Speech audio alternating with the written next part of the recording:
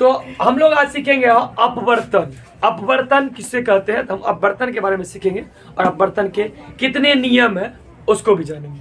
तो अपवर्तन जो है, पहले अपवर्तन को देखो। अपवर्तन समझते हैं हम, अपवर्तन को क्या है अपवर्तन। तो जो अपवर्तन है, सबसे पहले अपवर्तन के लिए दो माध्यम चाहिए, दो माध्यम में ही अपवर्तन होता है। तो अब जैसे मान लो कि एक कांच का ये सिल्ली है, कांच का सिल्ली है, मान लो ये कांच का एक सिल्ली ले ली, ठीक है। इससे हम अपवर्तन को अच्छे तरीके से समझेंगे।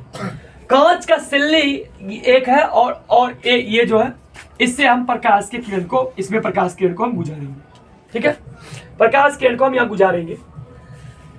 तो प्रकाश किरण जब गुजारेंगे तो ये जो हमारा प्रकाश का किरण है, ये जिस माध्यम से आ रहा है, इस माध्यम को हम लोग बोलते हैं विरल माध्यम।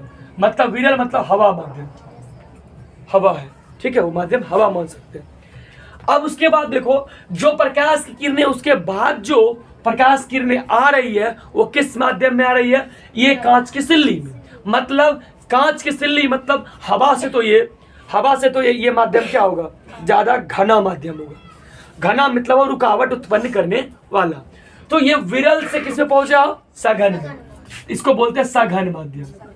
सघन मतलब क्या होता है कि एकदम पूरा घना माध्यम है विरल से, इसका मतलब इसमें रुकावट उत्पन्न करेगा। इसको हम क्लियर समझेंगे, आज एग्जांपल से भी समझेंगे। तो पहले देखो, जब क्या होता है, प्रकाश की किरण जब विरल माध्यम से सघन माध्यम में प्रवेश करती है तो क्या होती है कि वो अभिलंब की ओर मुड़ जाती है, अभिलंब की ओर आ जाती है। कब हो, उस वस्तु से अपवर्तन होने के बाद। तो प्रकाश जो आती है उसको बोलते हैं आपतित किरण, आने वाले को बोलते हैं आपतित किरण, ठीक है। आने वाले को हम लोग बोलते हैं आपतित किरण। तो आपतित किरण जब आई हो, जब प्रकाश की किरण आई, तो ये क्या होता है, यहाँ एक यदि हम अब लंब डालेंगे, इस बिंदु पर जब लंब डालेंगे तो ये प्रकाश किरण क्या हो जाती है, इस अभिलंब की ओर थोड़ा सा मुड़ जाती है। मुड़ने का मतलब हुआ ये ऐसे हो जाती है। रियल में ये जाना चाहती थी ऐसे, प्रकाश किरण ऐसे जाता, लेकिन ये मुड़ गया थोड़ा सा, तो प्रकाश के पथ में क्या हुआ, थोड़ा सा विचलन हो गया। अब देखो क्या होता है, प्रकाश की किरण जब विरल माध्यम से सघन माध्यम में प्रवेश करती है तो क्या होता है कि अभिलंब की ओर मुड़ जाती है। अब देखो वापस प्रकाश की किरण जो है वो इस सघन माध्यम से फिर किस माध्यम में आएगी, विरल माध्यम, क्योंकि कांच तो खत्म हो चुका है, अब आएगी विरल माध्यम में। अब वापस यहाँ क्या है, फिर विरल माध्यम है। इस विरल माध्यम में जब प्रकाश किरण फिर आएगी वापस, तो यहाँ हम मान लो अभिलंब दिए, तो ये फिर थोड़ा सा क्या होता है, अभिलंब से दूर हो जाता है। ये अभिलंब से क्या हो जाता है, दूर हो जाता है, ये प्रकाश किरण दूर हो जाता है। अब इसको हम समझते हैं ऐसे, हम इसके एग्जाम्पल समझते हैं कैसे ये हुआ। ऐसे मान लो कि हम भीड़ में हम खड़े हैं, ठीक है, या मान लो कि हम जैसे मान लो कि दुर्गा मेला का, मान लो चैत्री मंदिर में जो भीड़ होता है, दुर्गा मेला का मान लो कि मेला है, ठीक है। वो मान लो कि विसर्जन का समय है, मूर्ति विसर्जन का समय, लोग कितने भीड़ रहते हैं, बहुत सारे भीड़ रहते हैं। अब हम क्या हुए, मान लो कि हम गए विसर्जन को देखने के लिए, तो हम जब जा रहे थे मेला में, एंट्री करने से पहले हम बहुत तेजी से जा रहे थे, एकदम बहुत तेजी से जा रहे थे। तो वही हुआ, प्रकाश आ रहा है और आने के बाद क्या, जैसे हम भीड़ में घुसे तो क्या हुआ, हमारा क्या हुआ, चाल धीमी हो गया, हुआ है ना, हुआ भीड़ में जाने के बाद। तो वही क्या हुआ, अब क्या हुआ, पहले तो हम फ्री जा रहे थे, अब हम फ्री नहीं जा रहे। अब क्या हो रहा है, अब जो है अब मेरे को थोड़ा सा साइड लेके चलना पड़ेगा। तो वही प्रकाश क्या हुआ कि ये जब विरल माध्यम सघन माध्यम आई तो प्रकाश थोड़े से अपने पथ में विचलन हो गया, थोड़ा सा मुड़ गया। अब क्या हुआ, इसका चाल भी क्या होगा, चाल भी इवन जो चाल था वो भी स्लो हो गया। स्वाभाविक बात है, जब फ्री रास्ते में चल रहे थे तुम आसान चल गए, जब भीड़ में गया तुम्हारा चाल क्या हो गया, स्लो हो गया। तो ये चलते गए, फिर मान लो कि उस भीड़ से तुम वापस बाहर निकल रहे हो, अब आगे निकल के बाहर चला जाए, तो फिर क्या हो जाओगे, फ्री हो जाओगे। फिर फ्री होगे कि नहीं होगे, फिर फ्री हो गए। जब फ्री हो गए तो क्या हो गए, अब जिधर जाना होगा तो चल जाएगा। तो फ्री होने के बाद यही क्या हुआ, ये पथ से क्या हो गया, अभिलंब से दूर चला जाता है। अभिलंब से क्या हो गया, दूर। कब हो, जब भीड़ से हम बाहर निकले। तो क्या हुआ, जब प्रकाश की किरण जब प्रकाश की किरण क्या किया, जब विरल माध्यम से सघन माध्यम में प्रवेश की, विरल माध्यम से सघन माध्यम में प्रवेश की तो अभिलंब की ओर झुका, अभिलंब की ओर झुका। और जब प्रकाश की किरण सघन से फिर वापस विरल में गई तो अभिलंब से दूर चली गई। ठीक है, तो ये प्रकाश का पहले ये अपवर्तन हुआ। तो अपवर्तन कहते किसको है? जब प्रकाश की किरण एक माध्यम से दूसरे माध्यम में प्रवेश करती है, एक माध्यम से दूसरे माध्यम में प्रवेश करती है, तब उसके पथ में क्या होता है? एक विचलन होता है। जो पथ में क्या होता है?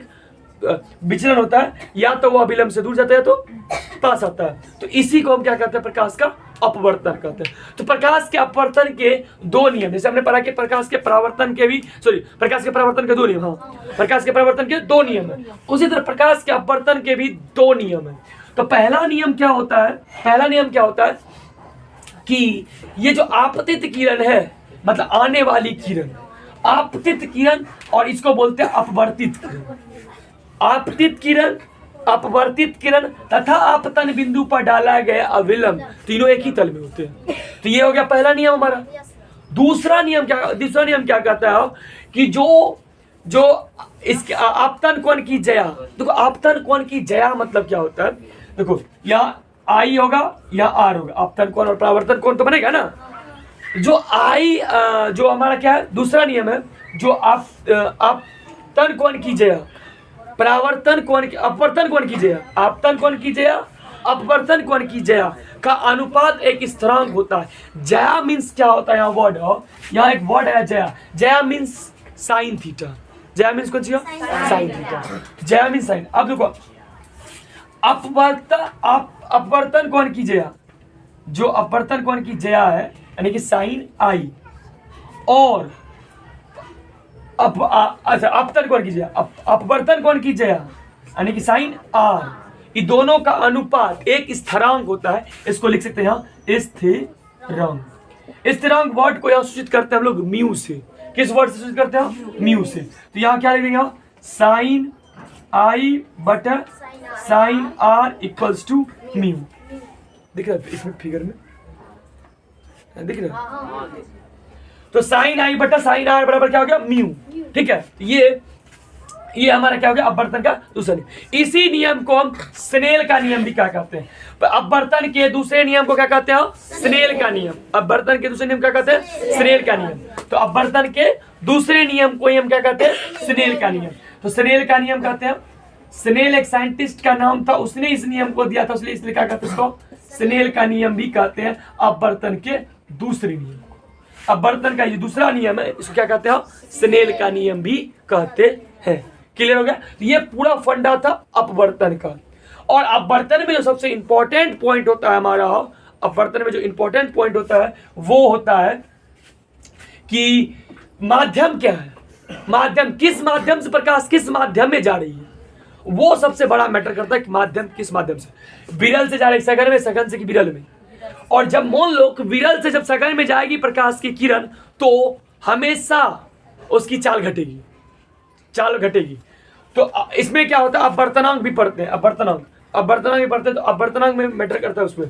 तो ये जो है स्कॉलरशिप एग्जाम में एक क्वेश्चन इससे रहता है कि क्या करते हैं, जैसे अब क्या होता है कि जैसे मान लो कि इसी कारण क्या होता है, जैसे मान लो कि जब तुम एक गिलास में, मान लो एक गिलास में तुम पेंसिल रखोगे, ये टेढ़ा दिखाई देगा। प्रकाश के अपवर्तन कारण ही क्या दिखाई देगा? गिलास में रखा पेंसिल टेढ़ा दिखाई देता। सिक्का ऊपर उठा हुआ प्रतीत होता है, सिक्का रखोगे उसे ऊपर उठा दिखाई देगा। इसलिए जब मान लो तुम क्या करो, पानी में, जल में जो होता है, यदि किसी मछली को मारोगे, यदि मछली को मारेंगे, यदि मान लो भाला से मार रहे हैं, तो जहां मछली दिख रहा है, जहां हमको मछली मान लो दिख रहा है, उस जगह यदि तुम मारोगे तो मछली नहीं मरेगा। क्यों? क्योंकि जहां हमारी दृष्टि जा रही है, रियलिटी में तो मछली वहां है नहीं। क्यों? क्योंकि हम जब देख रहे हैं मछली को, एक तो वहां हवा का माध्यम है, हवा इज माध्यम, और हवा के बाद हमारा आप किसने प्रवेश किया? पानी में। पानी में तो माध्यम चेंज हो चुका है। मेरे को तो रियलिटी इधर है, यहाँ क्या हो गया? उस पथ में क्या हो गया? मुड़ा हो गया। ठीक है, दिखना कहीं और चाहिए, दिख कहीं और रहा है रियलिटी। इसलिए क्या होता है? उसको जल्दी से मार नहीं पाता है। तो इसलिए क्या होता है?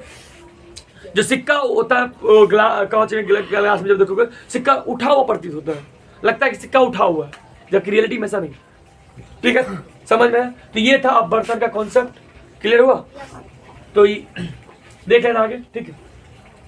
कि बोलो क्लियर हो पूरा? नियम लिख लिया दोनों? जया समझा मिलो? जया मीन साइन थीटा, नहीं लिखे होगा उसको लिख लो।